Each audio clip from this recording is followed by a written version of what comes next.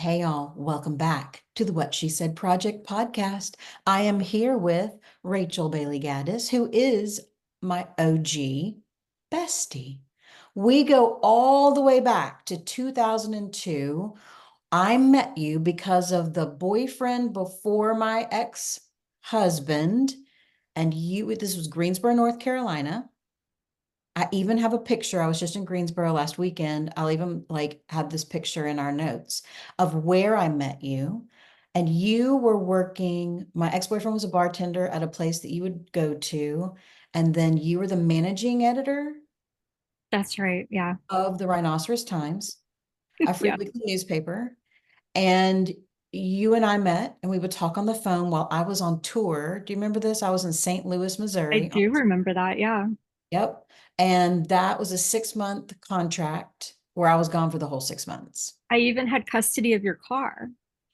Wow. That's while you were on tour. And I used to listen to a mix CD that you had in your car Oh, to kind of just, I don't know, remember that time, to kind of cement that time and like, wow. you know, in my mind. I just liked listening to your music while I was in your car. I You would never drag told it me that. periodically to keep it like, alive for you. God. But Later, yeah, you would wild, huh? hire me. Do you remember getting me hired for my it wasn't my first sales job, but I was doing adjuncting, and I just wasn't pulling in enough Remember. money. And you were like, hey, Well, I we just remember feeling like you'd be a great salesperson. You'd make more money that way. And I was just like, why not? I mean, you're already downtown, like it's only $2 away. and boom. And boom. And then I decided that you were going to be my friend. And I do what I call I just forced you in my charming way. And the moment I knew we were friends is when you invited me to garage sales shop with you. 8 in the morning. Do you remember that? Mhm. That I was do the remember shit. that. Yeah. Yeah. 8 a.m. friend or 7 a.m. friends when we were in our 20s. Yeah. I used to get up early to do garage sale shopping, and you were like, "Ooh, all right." Quite early. We like compromised on a time because I was like early, and you were like, "What about this early?" To think about how many versions of us we've been in those 22 years is literally astounding. I mean, it is, we're not going to be terribly histrionic because what we're here to talk about is change. I love that. And I would love for you to introduce yourself to the folks listening to who you are now. Oh gosh. Okay. I love this. I just love this whole topic. So who I am now is a married, uh, almost 50-year-old, blows my mind, career coach, launching my own business. I'm in the process of doing that now, which is wild. I never thought I would do that.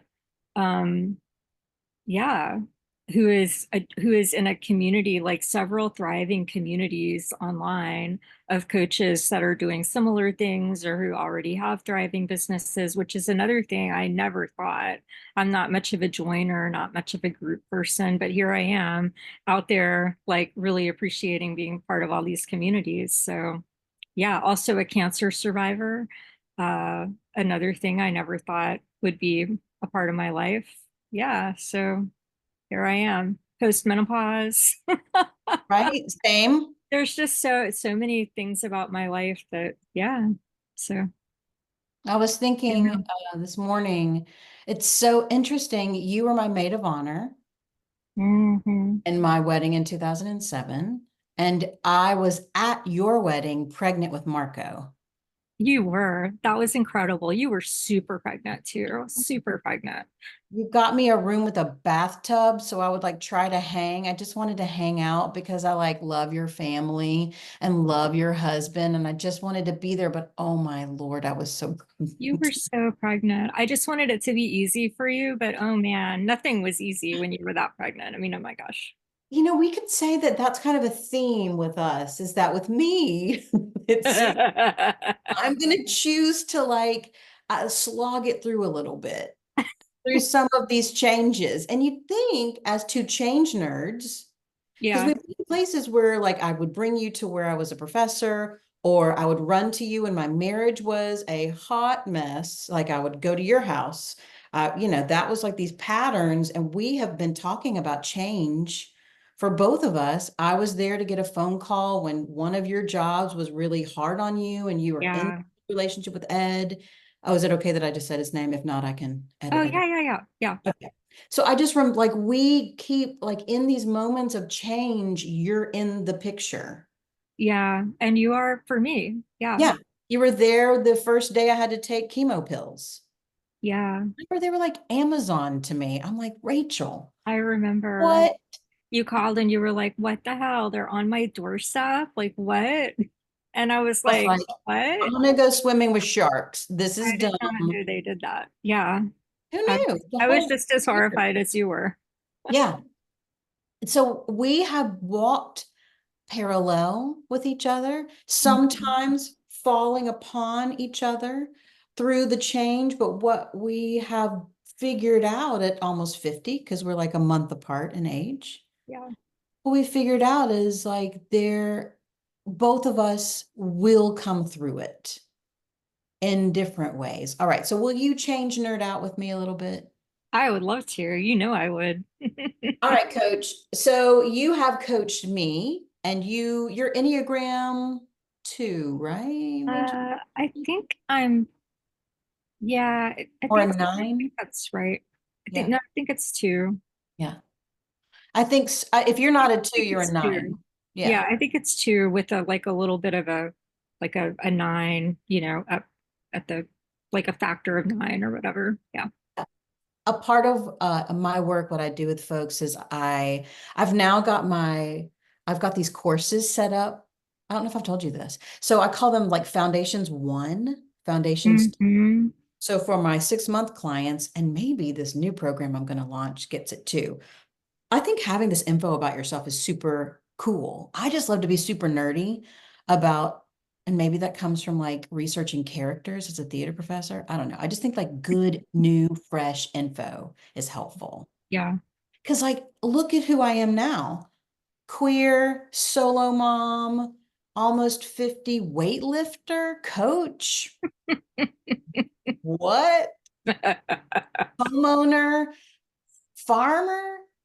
What's happening? I don't even. Chicken mom. I'm about to be a chicken mom. I'm so excited. So these me's, these yous have new data. And so Yeah. like Enneagram is just one tool. But when I think about how it helps your understanding of you and inform you becoming a coach, can we talk about that Yeah, moment? sure. Yeah. I think you started before I did. Did you start before I did, or did I start before you did? I started before you did, but I think it was a natural outgrowth of the work I was already doing professionally as um, I sort of got put on agile teams at work, agile software development teams, and then I kind of sidestepped into the Scrum Master role on those teams. And then I sort of started to focus more and more on the coaching aspect of the Scrum Master role and the people aspect of the Scrum Master role, which, is kind of natural because I'm not a developer. I'm not coming at it from a developer perspective. So, here I am kind of that non-technical person in the Scrum Master role, which can be a much maligned thing in the software world. So you have to really be bringing some value to it from a, herding the cats perspective and a diagnosing any people problems that are happening or might be about to happen. And I just really like people. I'm very interested in dynamics between people. So as I kind of went more and more that way, I started to get more and more interested in coaching classes, coaching information. And by the time I had hoovered up anything that was available kind of in my little direct realm, I was looking further afield at what were the best coaching programs. And that's how I ended up taking my first steps into a coaching kind of certification program. And then several years later, you did exactly the same thing, kind of coming at it from a different angle, but No, yeah. similar story, I think, for you. It was a very natural outgrowth of where you had been professionally. But you know what I said? this is the way I do change. 19 people for 2 years were like, "Are you a coach?" I followed all these coaches. They're like, "You're a Yeah. coach." Coaches would say, "Oh, you're a coach." Yeah. So like training actors and directing theater and being the head of a theater department and all of that 20 years of teaching Yeah. and supporting students and their rise, right? So it sounds Right. very similar, a big picture view and then working with individuals with 100%. Yeah, those one-on-one sessions you would have with students in your office where you were trying to not tell them what to do, but help coach them to be able to figure that out themselves. I mean, that's your coaching. You were already coaching. and you know what you've been doing for me? Career coaching this I whole mean, that's time. one of my epiphanies was I've been doing career coaching for a lot of people, and people have been coming to me for it. People I don't even know very well because they heard from a friend or a friend of a friend, and they were like, "Hey, so and so gave me your name. Is it okay if?" And it was just something I was doing for fun, like off the side of my, desk or whatever in my spare time for a long time. Okay, can we put a pin right there? It was easy. It was what you were doing for fun. My parallel version of that, people come to me for like audacious, brave, creative, either projects or realizations they're having about themselves. Like, I want to Yeah. go back to school to be a writer. I want to put it's often writers and other Mhm. creative and dancers, writers and dancers. So, I'm, That's interesting. yeah, yeah. Movement people and words people. So very similarly, this is stuff that I would do all day. I just sort of think about it, happily do it.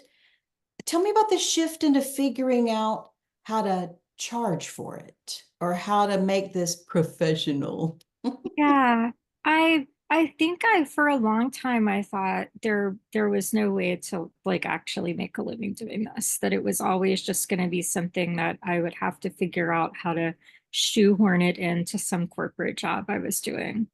And it took me years to give up on the notion of fitting it in a corporate job because I would keep running into that problem where it was like, yeah, but the person that's paying you is the corporation. And then your client is supposed to be this person that also works for the corporation. There was just this baked in conflict of interest there if you were a coach working at a company, because you can't, how can you really develop a high level of trust and a good coaching contract with your client if you're both being paid by the same organization? I just couldn't get past that I know plenty of coaches do have ways that they get around it, and I have total respect for that, but I just personally could never figure out how I would do that. So I kept coming back to doing it outside. And I kept reading and I kept looking for ways to build a business model. And I came across, lots of coaches and podcasts about, doing exactly that. So I started looking at some of the people that I knew, some of the people I was helping. And I mean, they said they would pay, they said they would pay for something like that. And then you really inspired me when you started your own coaching practice. And I started looking at how you were doing it. And I thought, it feels like I could do it, you know? And then I got laid off as part of like a huge, like my entire job family was cut at the company that I worked for early in 2023. And that was kind of like, like it or not, you're out there and you're going to have to get, use your Cobra coverage and everything. And it wasn't near, this was like my worst nightmare in a way, but it wasn't that bad. The day that they announced it on that Zoom call, because of course, like everyone else, I found out I was laid off on a Zoom call. My initial reaction was relief. I felt relieved when they said you're all laid off, and your last day will be, this date, and there's going to be a severance package and all that. I was like, oh, thank God I don't have to do this anymore. And then I thought, that's my reaction. Like, that's so surprising. That reminds me of, Like, okay, oh, so I'm so glad I don't have to do this anymore. that is parallel to, thank you for helping me edit the essay. Rachel is my first reader, by the way, if you didn't know this, for like a bazillion years I I've been. love editing. That's another love that I still have. Thank you for being my first reader because I send you all levels of mess, and then you're like, oh, you're very encouraging, but you're also really detailed. And I'm Mm. glad we have that ability. So thank you. It reminds me of my queer eat, pray, love moment in the essay about like when I finally released that date and texted him and said, after the moment that people will read about once I publish that one. And Yeah. after that moment, I'm like, oh, thank God. I'm never going to make myself go out with a man again. And I was like, whoa, What? whoa, whoa, hold Yeah. on a minute. That's a little something to consider. So it Yeah. is like in these moments of change, I know that you'd think I would like change. Some people think I'm a chaos bunny, but really they don't know me very well. Like I will stay in something really bad and we can You talk will. about this. You've amazed me with your, I would say, endurance levels with staying in some of the worst situations ever. Like I would have seen them and turned right around and walked back out without Yep. staying for even 10 minutes. Yep. And My marriage, we've had that conversation about the marriage. We've had that conversation about cities. We've had that conversation about academic jobs where I was always honest with you and you would you look were, at me yeah. And I and was you'd always say, honest with you. yeah, But no one else can tell you to leave a situation. I mean, you have to, and I don't mean like you, I mean anyone, one, right, yeah, has to decide. I mean, everybody's boundaries are in different places, and everyone has different reasons for staying in things. I mean, it might be fear, but it might be something else. I mean, sometimes we're getting something out of a situation by postponing the change, right? yeah, And so you had your own journey to go on yeah. to get here, and this here is such a wonderful place for you to be. It's hard to have any regrets about how you got here, I you don't know. know that we could have completely said that until this year. For some reason, there's Mhm. about this year that's like, Yeah, this year ugh, is really, really a good year for you. yeah. And it's been in layers, but I always think about what you asked me, and I know, and I give you full permission to tell the truth. Like once the medical memoir is out, I'm sure we will have many other discussions. Like I'm sure we will. I Yeah. know that I have not always been a gentle person to be around during great change, as the Enneagram Aw, I know. And I'm so grateful that we are still in contact. For I can be kind of I tough. feel the same way about you. But I also think like when you're witnessing, so I'm an Enneagram 8, for better for worse, and you and your two-ness is a helper, 9 is peacemaker, and then you've got me, and I'm a challenger of oppressed systems. Like I am like Katniss Everdeen, ready to go to bat Yeah. on behalf of other people with consent. Like I'm a more chill 8 than I used to be. I Mhm. just sort of get what that response is about. And I think about like in these moments where you're wanting to help me, can we go into that? Like, Yeah. Oh, yeah, definitely.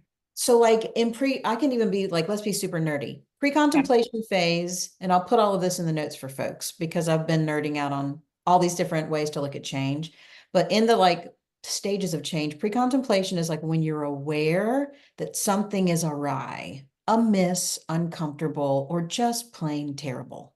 So you're aware of Mhm. it, but you're not doing anything about it. Pre-contemplation. Contemplation, you're like, nope, I'm going to talk to somebody about it. So I would be telling you. I'm contemplating how bad this is. People can get stuck here. You Mm. see me get stuck here and just be in a rut.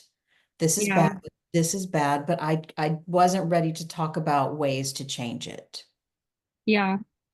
So when you meet, let's say in your client journey, pre-contemplation, they're thinking about it, contemplation, they're talking about it. And then you move into pre-contemplation, contemplation, preparation. So that is you called it hoovering. So you're like taking in a bunch of information, do you know, or you're Yeah. considering different paths and maybe talking about it with folks, different paths you could. Mhm. When do people tend to find you? Action is when they're in change and they're doing stuff. When do people Um, find you? People tend to find me when they are reaching a stage of misery and unhappiness to where they feel like they have got to do something, but they don't necessarily know what that something is going to be yet. Mhm. And I'm talking specifically about work. Um, they're really unhappy in their job. Maybe they've even reached the point where they're starting to update their resume. Mm. They may be starting to feel like they don't want another job like the one that they have now, or they don't want another job like the ones that they have had for the last 5 jobs, which kind of leaves them feeling like, what else am I fit for? Kind of like that song from the Barbie soundtrack, What Am I Made For? Okay, Barbie. They're sort of like, what am I going to do now? um, what am I even good at? Maybe they're so beat down by their last job that they don't even feel like they're good at anything anymore. So they have this sort of like self-discovery thing to go on. Maybe they feel like all their friends are sick of hearing them, kvetch about their job. Mm. So they're just kind of they've tapped through all of their own resources, right? And they want to figure out what to do. That's usually when people find me. I love that you brought up something that I really believe in. And as a two, you are built to be a helper. And it is lovely to have someone outside of your friend circle to help in a way that isn't biased. I'm not saying you're biased about me, but maybe you're a little biased about me. Of Maybe course you know I me, am. and you I've know known me you pretty too well. long to not be biased. I mean, of course I am. Right. It's just like I think about my kid and his talents, and then he was like, "Oh, I don't want to go into the art field." And I'm just like, "You don't want to use your number one skill in life?" I'm their mother, so I can't, I'm way too biased. So Yeah. when you're in this discomfort and your friends are frustrated with you or you with them in this moment of like, why aren't you doing anything or why isn't it working? A coach could be really helpful to get a Oh, fresh yeah. eyes. Yep. Yeah. My first interaction hiring a coach for myself, my observation about it was I had never felt so closely listened to before. Mm, And there's something about someone listening to you so carefully and then reflecting back to you what you just said in your own words because you kind of hear yourself for the first time. Yeah, there's something about hearing your own words, but not from your own mouth, someone else sort of saying your own words to you mm. that just you hear them, you really hear them. And you're like, I don't like how that sounds, but that is what you've been saying, you know, that And it is what's in your say head and coming out of your mouth. yes. So it almost catches your belief. Oh And yeah, puts a little bit of a brake tap on it, and you're like, wait a minute, do I want to keep thinking like that and talking like that? And the coach isn't saying anything to you about it. They are literally just listening at that point and reflecting back to you your exact words. Like that you alone can be really powerful. we've had great conversations about like what is coaching, and it's an unregulated field, but It we is, yeah, definitely agree that there is a difference between coaching and consulting. very And much so, yeah. in many cases, our clients are coming to us for both. I Yep, mean, yeah. Many coaches, and I think I'm going to take a similar approach, kind of do a blend of mm, coaching and consulting, and figuring out what your balance is going to be is, I think, important. mm. But I yeah, like to say, like, I'm gonna put on my consultant hat. Is that okay? right. Because a part of my growth is through learning how to be a coach back in 2020. Um, was learning consent. And what is really interesting is that I have some clients that are like, don't ask my permission anymore. I give you blanket permission, which is like, just because of my sensibilities, I'm like, you sure? So that Yeah. leads us to the power. Okay, I could talk to you forever, but you know that because I talk to you. Okay, in this moment of career coaching, can you tell me a thought that is getting in the way of some people moving forward? Have you heard a thought that stops them? Like a specific thought? Yeah, or like a theme of thoughts, an umbrella of like, why do they feel I'm curious, do they feel disempowered? They feel too old? Like, what is it that is? Well, it can be any number of things. I think one theme that can hold people back is that they somewhere along the way they've picked up an idea that maybe they don't even know they've picked up that is limiting their options, maybe severely. Something like, well, I'm just not good at math, or I'm just not good at XYZ, or I'm just not a creative person. And because of that, like, we'll call it a limiting belief, right? Because of that, it's deeply cemented idea. Maybe somebody said that when they were 6 and they've held on to it ever since, right? And and they've hung on to it ever since. And now, even though they really feel drawn to doing this thing that they're really good at, maybe, and that there's empirical proof to show that they're really good at, but they're not going to pursue it because when I was 6, somebody told me I was not good at, math or whatever the thing is. So that's one thing that you see kind of a lot. And other times what you see is there's a dream that they really do want to do. Um, and they keep talking about it and kind of referring to it in different ways as the thing that they really want to do.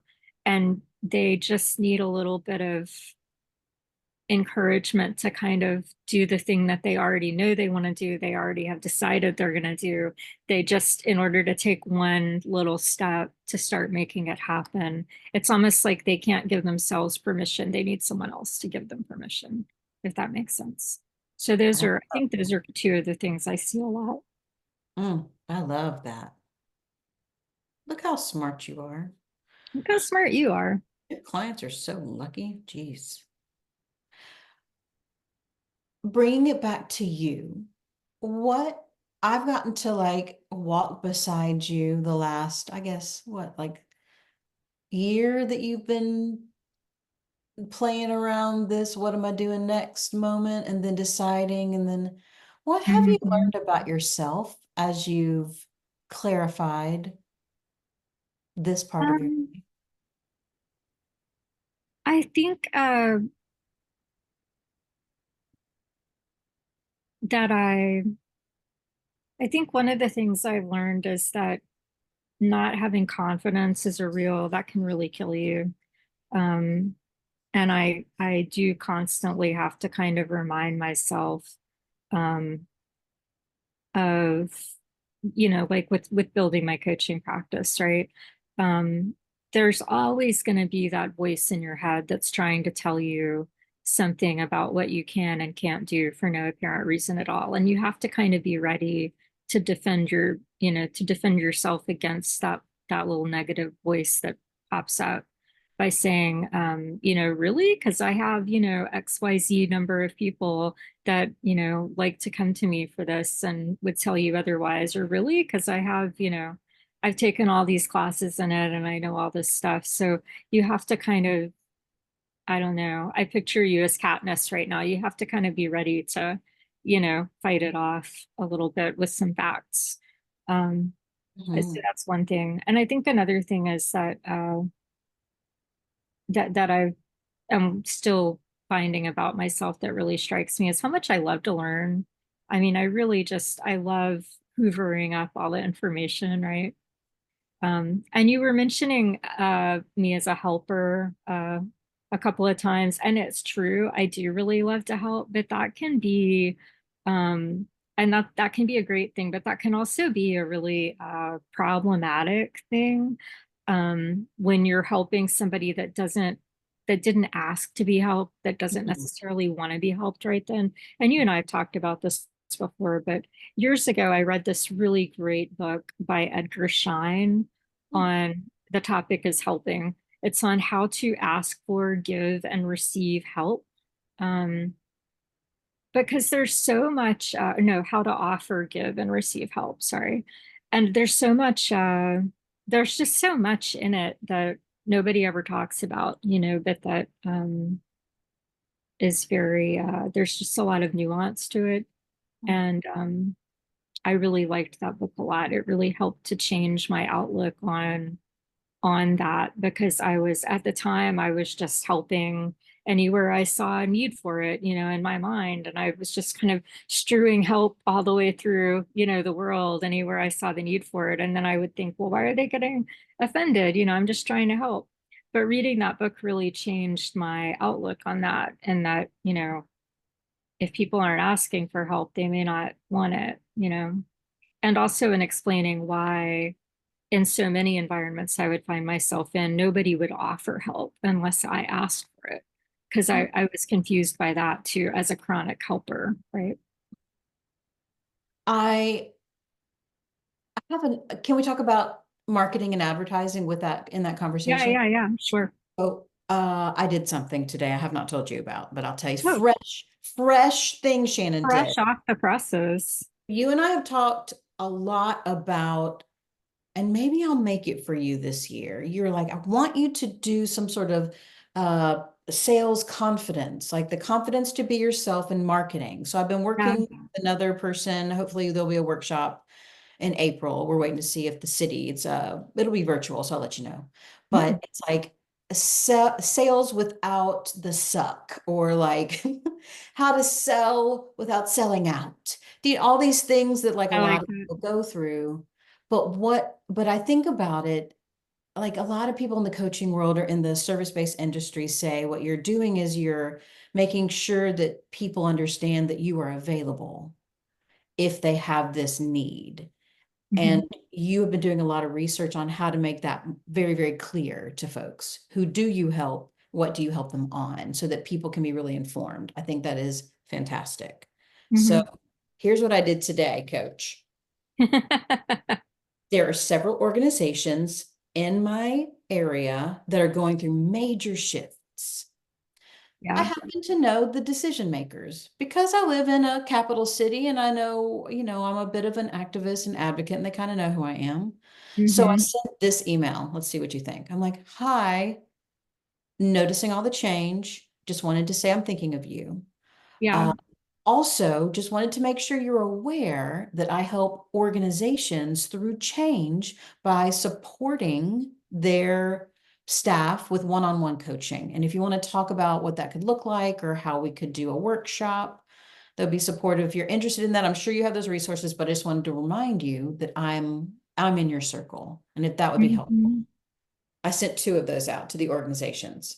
Yeah. I was in an organization that had a coach. They used her for onboarding, and she was an outside coach. You were talking about inside coaching before. Hmm. Hmm. I like the idea of an outside coach that Yeah. has, like, yeah. And Yeah. a part of it is like, that is an interesting way for me. I'll let you know how it goes. Yeah, Uh, I'm Maybe I curious. won't. I don't know. Well, it depends on who knows? But a part of it is like, this is something I'm really good at. You're in a time of change, obviously, like the executive director is leaving, or a new executive director, or a staff member, small Yeah. staff, that's like a family shift and change. Mhm. And I think like supporting folks through that, whether it be a career shift that they're choosing or an organizational shift that could lead them to leave or change positions within, I think that support is really helpful from an outside person. Yeah. Because you can't really, like from both yours and my experience, although you can train the managers to coach, they're in this too. Your direct line of supervising, Exactly. Exactly. it's not the same. Nope. Yeah, and coaching centers the person and not the organization. So they get to Yeah. make good decisions with their value systems that ultimately benefit the organization. Like if the staff member is feeling supported and feeling well listened to without bias, like think about how helpful that would have been in some of our situations that Of were course. Yeah. felt just wild. Big budget Hmm. cuts, both of us. All right, so I hope you'll come back and nerd out on change with You me. know I would. I love nerding out on all this stuff. I love this too. And so I referred someone to you today. Um, Facebook Oh. tagged you. That's So nice. I will continue to refer, like, hello, if you're listening to this, and Rachel is Yeah. a fantastic human. I would recommend Rachel to anyone, especially for career coaching. Well, Um, I always love talking with people about that, whether they end up, coming along with me further or not. I'm always open to a conversation with somebody that's grappling with that because I know from experience how heartsick it makes you, right? It's really tough. And sometimes you can't find the right people to talk with. So yeah, you and I both have we have auditioned many different coaches, you yeah, know, and yeah, having conversations and fit like that conversation is a part of what you and I both do. So I hope folks hear the invitation, and it's true. It's like we want to know that it's a good fit. that's Coaches great. on our side, at least from my side, I want to make sure that I'm a good fit for you, or I am a referrer, and so are you. Yeah, yeah. And that's just a natural thing in this line of work that you have the conversation and sometimes people aren't ready for whatever reason or they want to postpone the decision for a while. I mean, that's Yep. just how it goes and we don't get, offended or follow up super aggressively like a used car salesman. So Yeah. I think folks should always feel free to have that intro conversation with any coach and Yeah. not worry that they're going to get hounded till the end of time. Yeah. You're not, I'm not a hounder, you're not a hounder. Because really we I haven't met any coaches that are hounders. I mean, I don't. Sounds like another podcast topic. Oh, I'll just refer them to, yeah, my friend who was, anyway, that's another conversation. Yes. So I highly recommend you. How can folks find you, follow up with you if they want to Great talk? question. I don't have my website up yet. I will soon, but to keep up with me in the meantime, LinkedIn is a Mm. great way to find me. I'm Rachel Gaddis on LinkedIn, or Facebook is another great way to find me. I'm Rachel Gaddis on there as well. And I think Shannon's got those links in the show notes. And So I we'll so also add the do. link to that book I mentioned too, in case anyone's interested. Oh, that's fantastic. Thank you so much. I will be sending copies to all of the twos in my life. Thank you for the Christmas in March idea. All right, everyone. Thank you for listening. Come back next time. I'm sure if you have questions for Rachel also, like let me know. I can send them on or ask her yourself. Yeah. Rachel Gaddis, she loves to talk with folks that are going through this. Fantastic Happy option. Friday, everybody. Happy Oh, change. yay. See you soon.